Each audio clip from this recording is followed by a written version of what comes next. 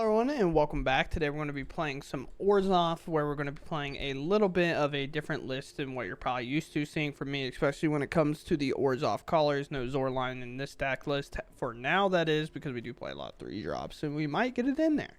Who knows? But with that said, we are playing the best card in Standard, being Caretaker's Talent, drawing us a ton of cards whenever we make tokens, stabilizing the board later on with its bottom two abilities, whether that's making another token to draw a card off of itself, or making another creature to protect us, or pumping them as a +2/+2, which can also close the game, as we can make a lot of tokens and then pump them and act as just a 2/2 anthem for every token we have.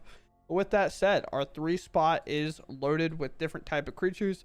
Legion of Ashes, I won't go over too much, as we probably know what that does pretty much by now if you've been playing Standard at all. We do play Kambal. This is a interesting Orzhov card. It is a 2/4, which is very nice for a 3-drop to be, as we'll talk about here in a very few seconds. But whenever one or more tokens your opponent control enter, for each of them create a tap token that's a copy of it. This ability triggers only once a turn.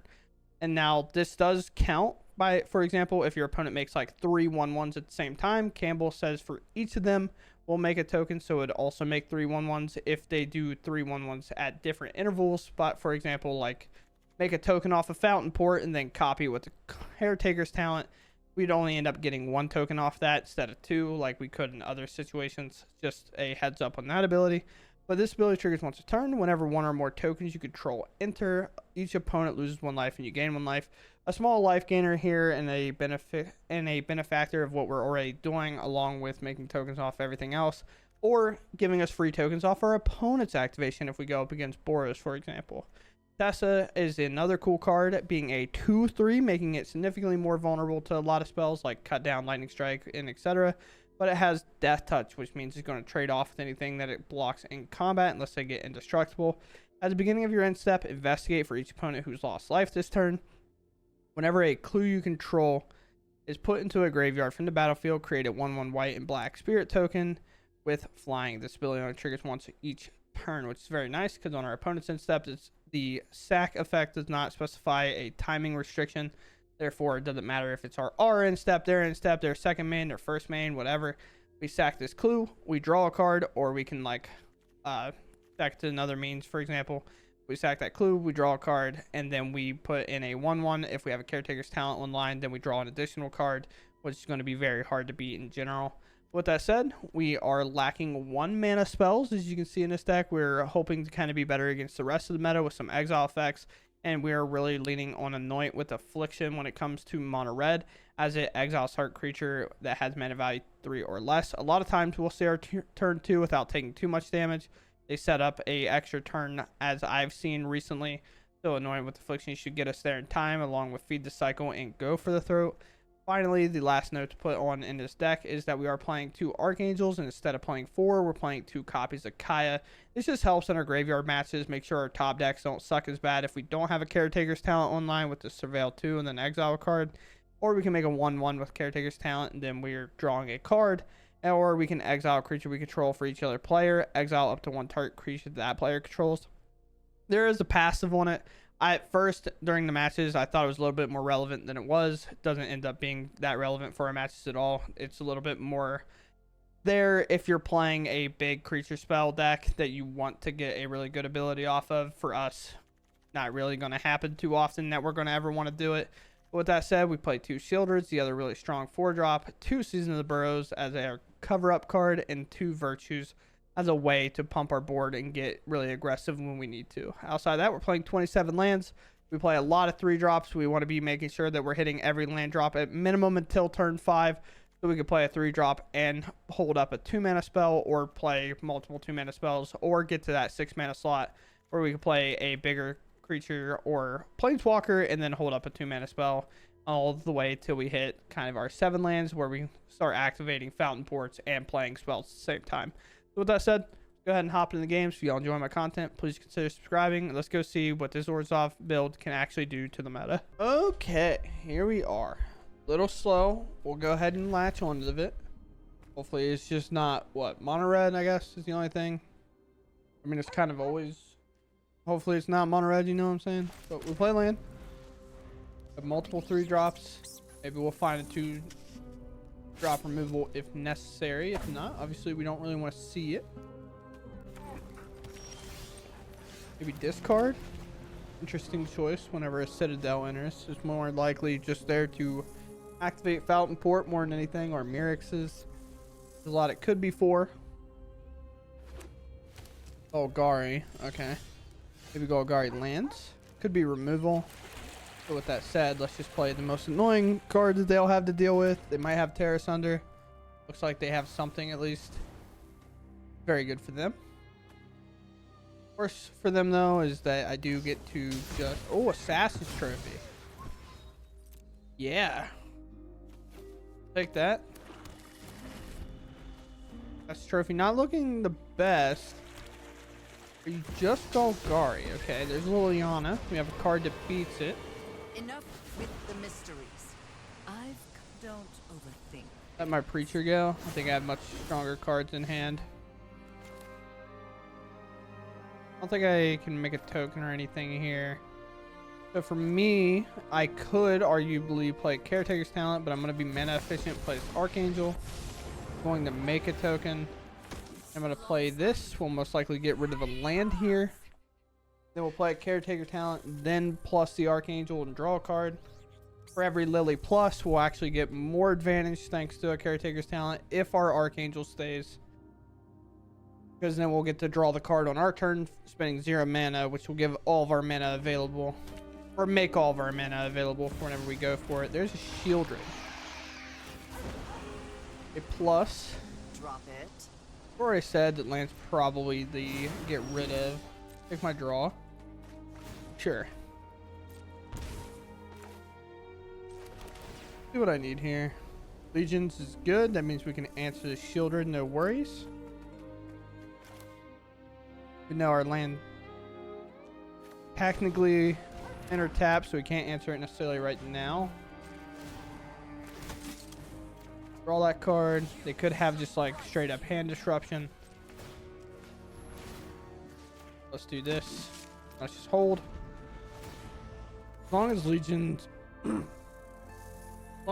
doesn't get answered here, I feel pretty confident. Sheoldred's like the only one I'm kind of worried about, and it looks like we're losing both of our card. We finally see for the first spell. They have a Lily here. Now they have to kind of decide. A plus, my Legion is now gone. Second Lily gone from them. You also have an answer for the Caretaker's Talent. Your hand just perfectly aligned to answer everything.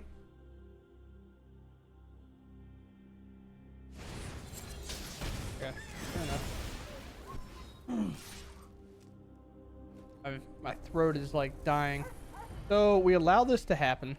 Don't want to trade any of our creatures here. We have a big reason for that. We draw.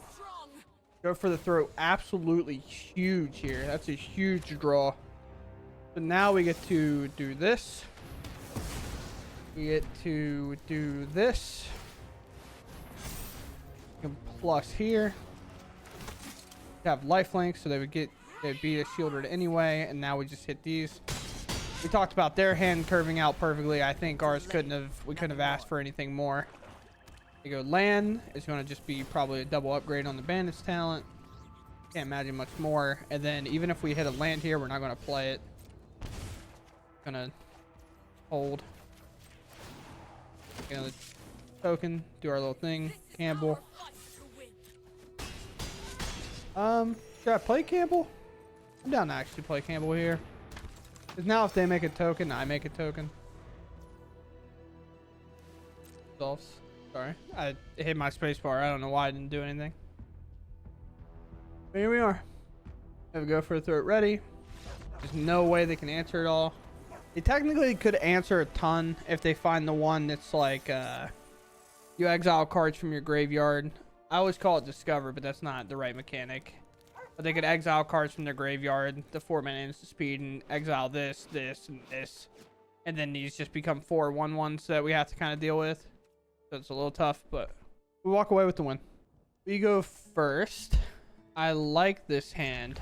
And because we're so 3-drop heavy in our deck regardless, we do play a lot of land. I am just going to play this. I don't really care if they see what color I'm on. I'm gonna go grab a swamp. Honestly, it's a little deceiving on swamp because that means we could be a lot of things. Still kind of disguised here. Yeah, for land into a Swiss Spear. This is instant speed, fantastic, and it exiles, so we'll go ahead and pass. Second Swiss Spear, sure.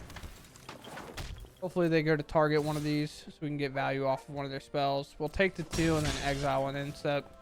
This is exile target non-land permanent opponent controls and all tokens. Okay, so it won't answer them. Both. If there were tokens of it, they would.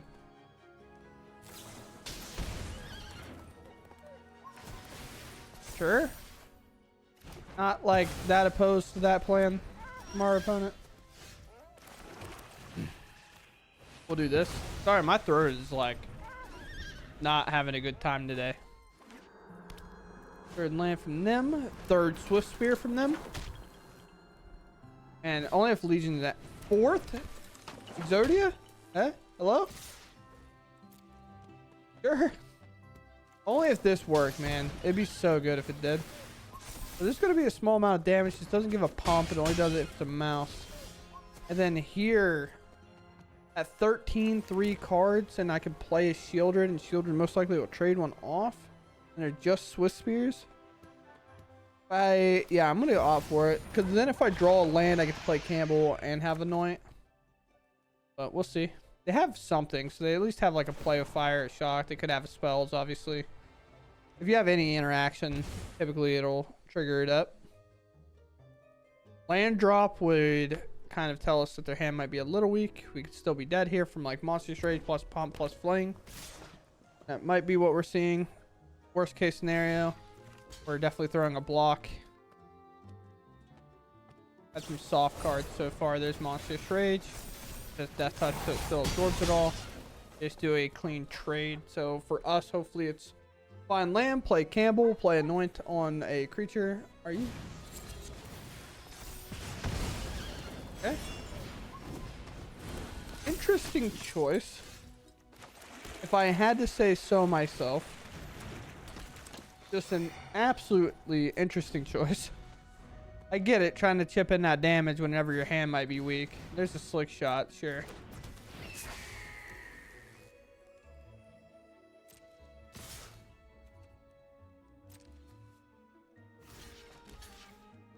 Throw a pretend block here. That snaps off. We still just exile this, keep our Kambal around. That was just fishing for information. They might have another fling effect here. Definitely possible. Just exile that. Attack. I have to try to win here, right? Like, I don't know if I can. We've seen 4 Swiss Spears already gone. So, like, their haste creature number is down a lot. How does this work? So whenever 1 or more tokens your opponent control enter, for each of them, create a tap token as a copy of it. Okay. We're probably just playing the Virtue here. So I have a 3/5 now. But the only problem is with them playing so many Swiss Spears already, it's more likely that their creature will have flying. Alright, maybe not exactly what we wanted, but sure. Attack.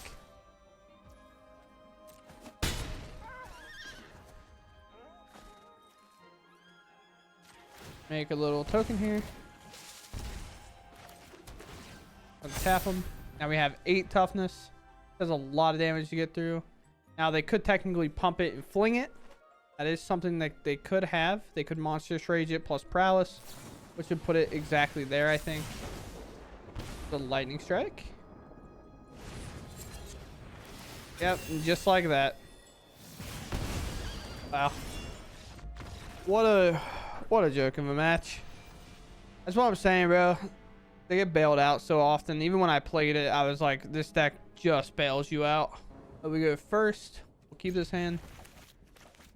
Play a lot of lands, so there's good odds that we find one. They're pretty good odds that we find one in general. We'll play basic swamp. Kind of conceal a little bit of information. Not that it's that big of a deal. Fabled Passage. We'll play this, and then our turn will pass. Hopefully we find a land. Maybe we'll get to play a Caretaker's talent. Maybe we'll get to play a Kambal. Who really knows? Who really knows? Swamp, our opponent. Maybe this will be good. Maybe it won't. Oligarch, sure. Keeper's talent. That's not necessarily that good. Okay, at least we find land, you know. Little upset with it. Obviously not being able to come in untapped, so we lose a little bit of tempo here, but at the same time, I'm not torn up about it. We can at least Legions the Innkeeper's talent after we go for the throat, whatever creature they play here. Their Abzan, just good stuff. Do not let that happen. No going to combat, no 1/1 being made, no Innkeeper talent trigger, please. Innkeeper talent's so strong. Do I play Caretakers? Do I play Kambal? And then, because we don't need to Legion this until like later, I think. I'm going to play Kambal, I think. Because now if they make tokens, then I make tokens. Like, for example, if another Lord Skitter comes in and triggers, like, I basically have one, so most likely they'll have to remove this. Also dodges cut down, which is very nice for us. 2/4.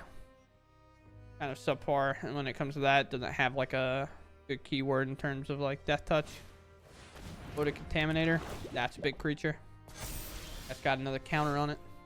Now, I don't necessarily care about this one. I can exile it, but I don't really want to do that. I want to just remove it from play. This needs to forage, so it needs to be exile 3 cards. I can technically do it this way if I want to get the value now. This is also target creature or planeswalkers, so we just answer this. Get out of our way. The combat, hit for 2. I think a big 5/5 in front of us is pretty tough, but I mean, we end up answering it pretty cleanly, so it's not that big of a deal.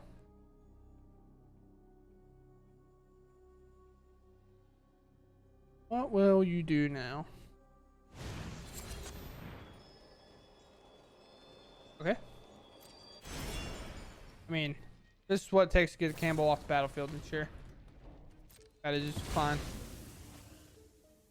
And now pump that, of course. Nope. Always have to reread this one. At the beginning of your end step, investigate for each opponent who lost life turn. Every clue you control is put into the graveyard from the battlefield. Create a 1/1. Okay. We go for Archangel. Archangel can start making tokens, and we can set up kind of the game plan that we did in our very first game, where we're plussing Archangel and then using Caretaker's talent as draws after. We're both kind of weird on lands. Now I can pump this up one more time. Vraska here is not like lethal by any means. But now, hopefully, we can find a land. That's what we need pretty badly here. Because we need to be able to feed the cycle this, but I don't want to pay the ward because I want to be able to Legion the Innkeeper's talent. Yeah, okay. Works out pretty well. I'll Legion this. Make sure nothing crazy happens. I could give this something flying here. Hit that down, and then it would die, and they would kind of just trade off. Don't really want them to get any more value, so I'll just forage here. 1, 2, 3. We exile our creature because they're the virtue deck, so we don't want to give them extra options if we can afford not to. We plus, and we wait. Second talent, sure. No second green though, currently. And I was sad. I know as soon as I say that, they're going to have another one. There's a 3/3. We can obviously block that. The pace makes sense. I guess I could all this and brought Kambal back, but I don't think that's necessarily like the way to go. Again, no second green. This is not going anywhere. Another land, pretty huge. Pretty huge. That's plus here. Do what we draw. We draw a Fountainport, which is nice. Okay, this. Attack. Triggers. make a clue. And now we have a free way to trigger Caretaker's Talent again and again. Whenever we sack these clues, we make 1/1s. So we can sack a clue. I believe it's whenever we do it, right? Whenever a clue is put in your graveyard from battlefield, create 1/1. Doesn't matter when. Okay, so we can sack this clue. Sure. You have another like random disfigure or something? Do a second virtue? Wow. Fair enough, I guess. But we should still be fine. Plus, draw. See what we get here. Double Preacher. I mean, are we really going to complain about that? I don't think so. Preacher. Then we copy the clue. Actually, I think I'm down to copy the 1/1 because once I pump the Caretaker's Talent, I'm going to be able to make like these into 3/3 beaters. And then Preacher will most likely block this 5/5. Land tapped for a turn. Double pump here. Might as well invest in that. I'm empty-handed as well. Not really a whole lot more to do. Up to 6. I'll block with a Preacher. And then they concede. Knowing that at 27, both my Preachers attacking are going to make 2 more tokens. I'm going to draw a card off Caretaker's Talent. I have an Archangel. Although pumping this all the way up, if they were able to, they only were able to do the 1 because they didn't have a second green. Wow. Okay. Never mind. We win. One goes first. Oh, man. It's such a hard hand, but I'm going to keep. Hopefully our Surveil will get us there. Okay. Well, at least have an exile. Now, Fabled Passage can come in a little bit later. I think 1 Legion can go for now. I do need to find, like, maybe a 2-mana spell at some point. Hopeless Nightmare. Get rid of a Sheoldred for now. Tiny Bones, sure. Now, Tiny Bones might be what we have to exile if we get the option. Sheoldred obviously not castable here, so we'll Surveil. The land. Yes, sure. And then I can, like, if they play another discard effect, I can just discard a land. Down to 13, sure. Cast that. Alright, well, we hit land. Do I want to play Preacher? I feel like the answer is no, because I feel like they just have removal. So I guess Sheoldred's a bit of ways, but Tiny Bones is annoying. But if they have a second legendary, then Tiny Bones is really annoying. Yeah, I guess I just get rid of Tiny Bones. Maybe they'll cut down it to keep it alive, but I don't see why they would ever do that here. But not giving them a target for their removal to trigger like crimes and stuff is also good. I'll just take my 2. Alright, well. Let's do Surveil 2, then exile a card from a graveyard. Yeah, I like that.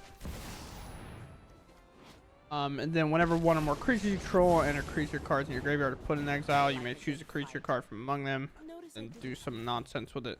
Could make a 1/1 here. Yeah, honestly, I guess just make a 1/1.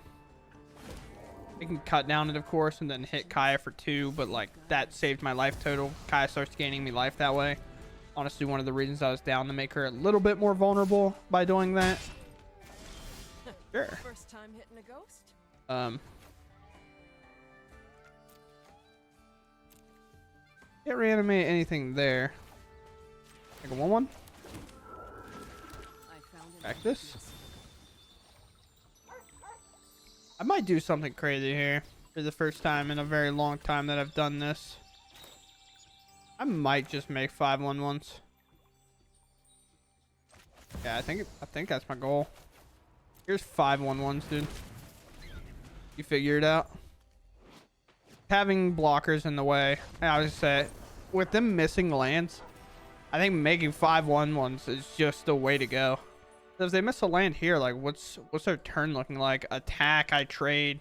They cut down one, they can't even bring it down, like bring it back. So it's just all perfect from there. Didn't really get to see Kaya show off. We were on the draw and coming away because our opponent didn't hit lands. It's actually great. I mean, with our deck, we know what we're looking at. We're gonna keep.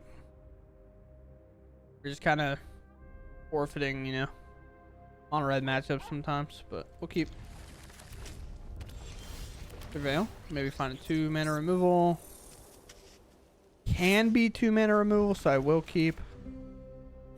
Might even just like get the Fabled Passage in there. But it looks like we're up against Boros. Boros Control. Should be a interesting match. They get the Caretakers down first. Ooh, or not.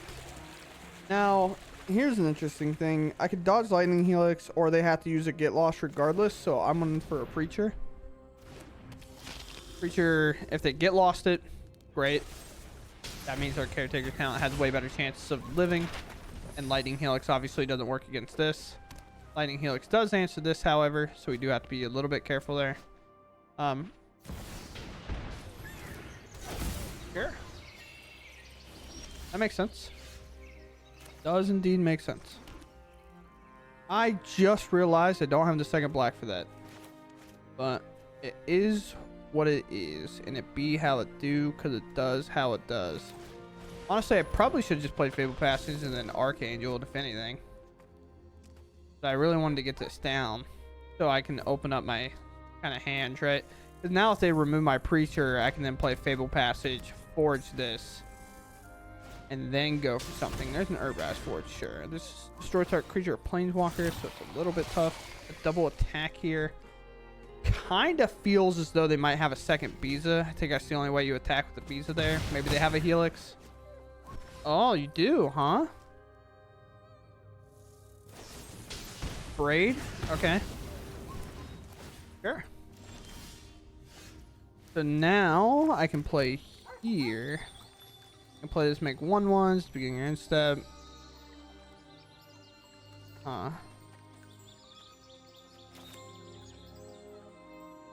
Let's play our Caretaker's talent. Didn't know about this, so pretty well set up now. We don't have 3 permanents in there quite yet, but we will. I don't know how Arena's going to pass priority here. Obviously, the passage will be lit up. Oh, we will try to remove Biza here. Saving a little bit of life is better than not, obviously. And at least in this spot. Or no, sorry. We need to forge. The only 3 in my graveyard? Yes. You play Legions, so we need to find them for the Urbrass Forge. That's kind of our only out here. And then they'll sack that, maybe draw a card, looking for their own Caretaker's talent. Which is interesting enough. Do I have a way to make them lose life this turn? No. I can play them kind of backwards and do it. Gotta play Fountainport. Off to go for this. Plus here. Another land. Then I guess activate here. See what else we'll find.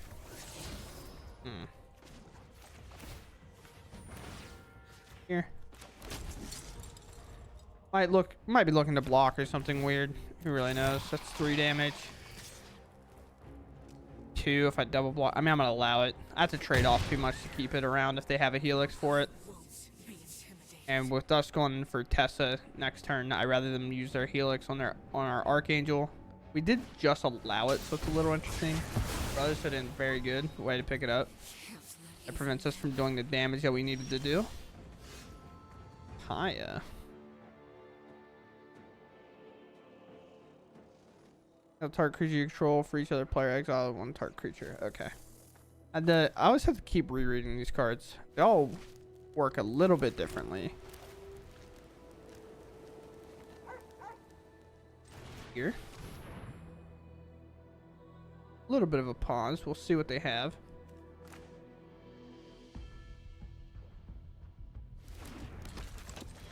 Here.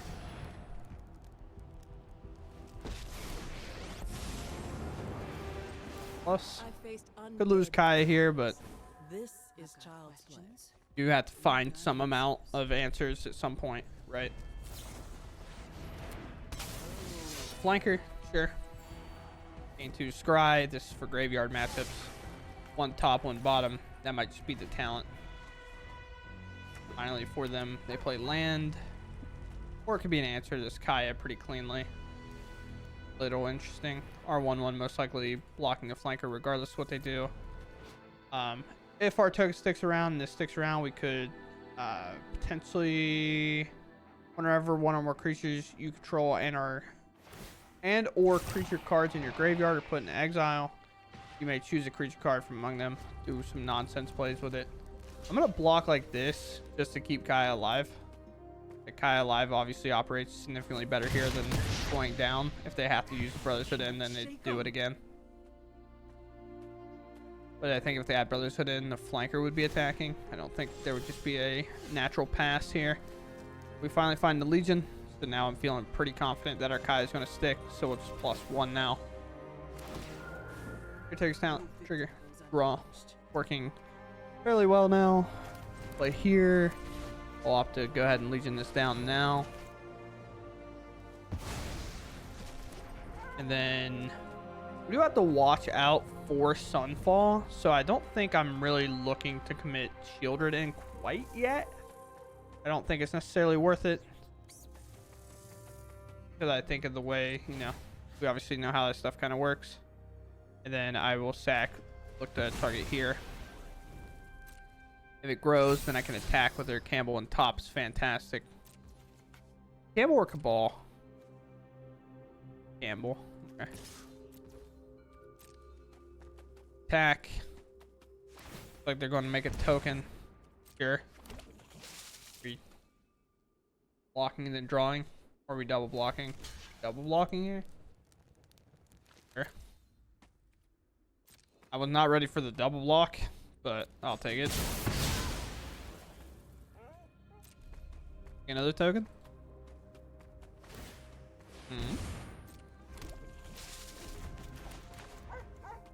Kind of tells Sheoldred's not really, or Sunfall's not really floating around. Third one of those is pretty devastating.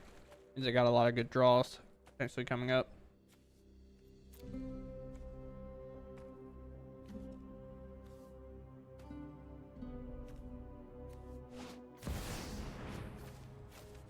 Flanker, bringing back with the Indestructible, getting rid of our season. Drawing a card, okay. Flanker's fine. We can beat Flanker as Indestructible. Not too worried about it.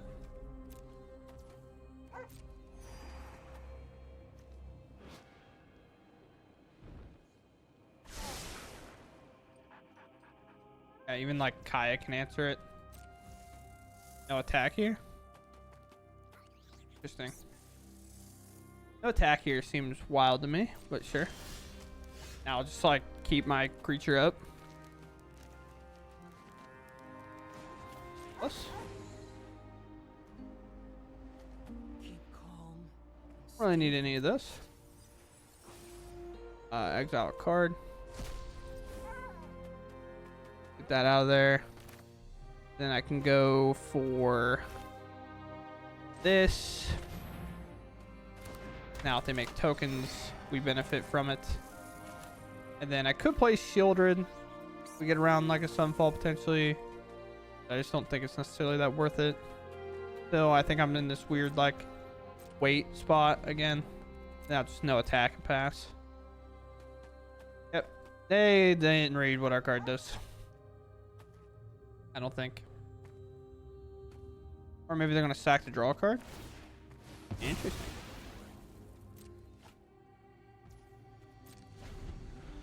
It's all fine.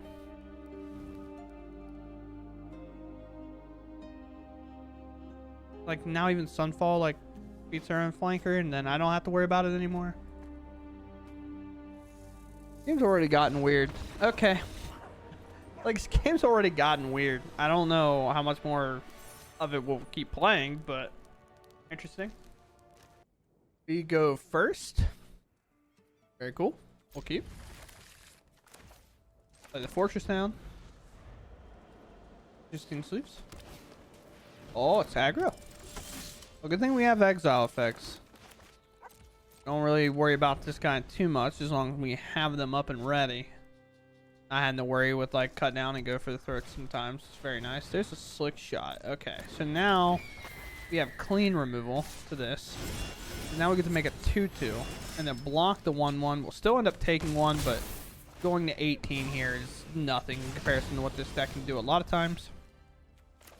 Now we'll play land, and then with potential protection spells, I think I'm just going to go ahead and exile this. Like Snakeskin Veil and things like that can always protect that, so let's just answer it now. Be mana efficient. Who knows, we might draw something like a Go for the Throat. No Go for the Throat means I probably just go ahead and play this. Surveil. Could have played Kaya, made a flyer, I guess. That's also something we could have done. We attack. Maybe they'll answer it. We're just going to be probably creating 1/1s with this. I don't really see a whole lot of other plays. Isn't it crazy without play with fire anymore for these guys that, like, we feel significantly more confident in our game plan most times? Do we fire off the spell now, or do we wait? They have 3 green. It's not like it's just going to work. I don't know. Let's try to exile it. Or maybe we have to block. No, it just works. So Snakeskin Veil not available. They missed the land last turn, so they definitely would have gone for it there if that was the possible conclusion. If that was a possible answer for them, of course. Play a Kaya. I could surveil 2 and exile a card from a graveyard. I might need to, because with 2 lands in hand, it's always really tough. Notice I didn't say I guess I'm surveilling. And I'll take 1 removal. And I'll exile that, I guess. And we'll attack for 2. Plus, this keeps us out of, like, double shock range or lightning strike shock. Well, now lightning shock does answer it, but not super well. Now we do have removal for the Scamp. We could just exile it if we so choose. Are you flinging this thing? Give it haste? Sure. Only matters if it hits us.